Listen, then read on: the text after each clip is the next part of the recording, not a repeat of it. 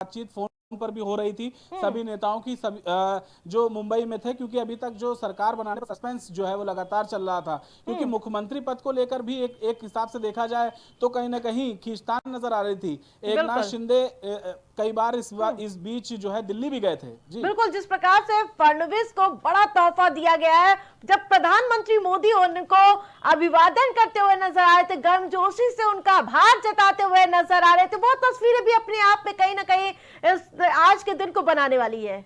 देखिए बिल्कुल आरती, क्योंकि कहीं ना कहीं उनकी उम्मीदों पर खरे उतरे हैं पूरी तरीके से। हम्म। और एक बार देखा जाए तो कहीं ना कहीं देवेंद्र फडणवीस की जो ये मेहनत है वो महाराष्ट्र में रंग लाती हुई नजर आई है, क्योंकि जिस तरीके से उन्होंने नुक्कड़ सभाएं और जा जाके जो कार्यक्रम लोगों के बीच जाके किए हैं और छोटी छोटी सभाएं करी हैं, उससे कहीं ना कहीं महाराष्ट्र में बीजेपी को एक संजीवनी मिलती हुई नजर आई है। और देखा जाए तो एक सबसे बड़ी पार्टी बनकर भी उभरी है, क्योंकि अगर महाराष्ट्र में ये चल रहा था कि जिसकी ज्यादा सीटें होंगी कहीं ना कहीं मुख्यमंत्री पद का दावेदार भी वही होगा।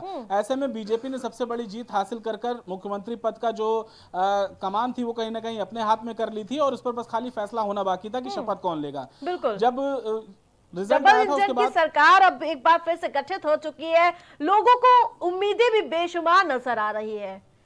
बिल्कुल, क्योंकि डबल इंजन की सरकारों से हमेशा कहीं ना कहीं उम्मीदें रहती हैं, केंद्र से भी और राज्य से भी, क्योंकि एक देखा जाता है कि केंद्र और राज्य में कहीं ना कहीं बजट को लेकर खींचतान रहती है या फिर कोई ना कोई मनमुटाव नजर आता है। लेकिन अगर महाराष्ट्र की बात करें तो अब वहां पर डबल इंजन सरकार जो है स्थापित हो चुकी है, और लगातार तीसरी बार अगर बात करें तो तीसरी बार शपथ लेने जा रहे हैं देवेंद्र फडणवीस। उन्होंने शपथ भी ले ली है और एक अनुभवी राजनेता के रूप में जाने जाते हैं। 1992 से लगभग लगभग वो सियासत में एक्टिव हैं, और पहली बार उन्होंने नगर निगम निकाय का चुनाव जो है वहां जीता भी था 1992 में। तब से लेकर एक लंबा राजनीतिक ग्राफ है आरती।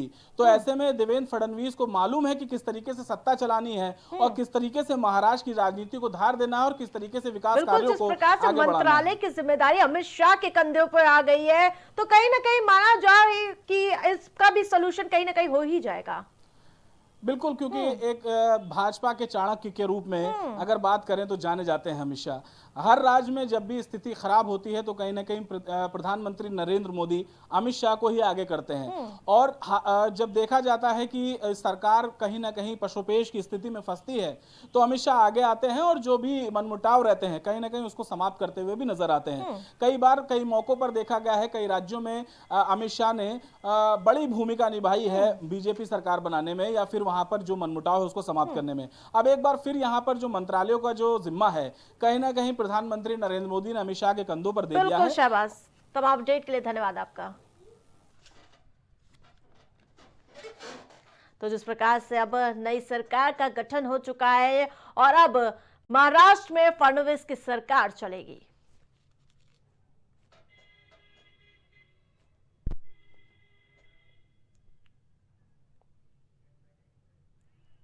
इस बुलेटिन में फिलहाल इतना ही। देखते रहे प्राइम टीवी।